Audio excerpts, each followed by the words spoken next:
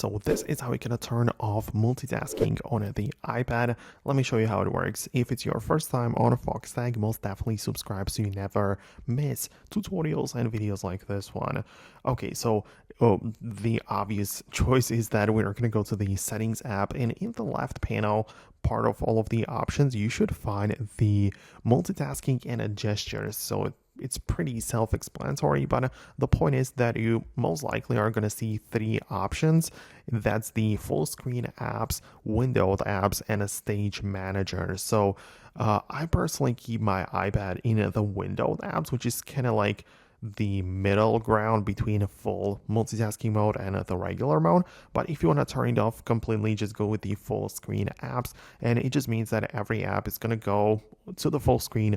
No multitasking, no split windows or anything like that will be going on.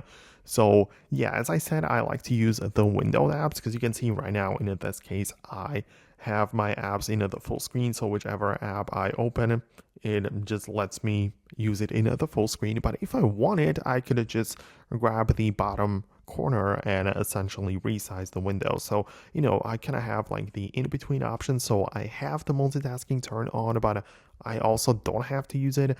But to fully turn off, switch to the full screen apps only. So that is all from me. I really hope I could help you out. Thanks a lot for watching, and I hopefully get to see you later in the next videos as well. In case of any questions, leave them below. It's possible I'll make an updated video about it, but thanks a lot, and I'll catch you later.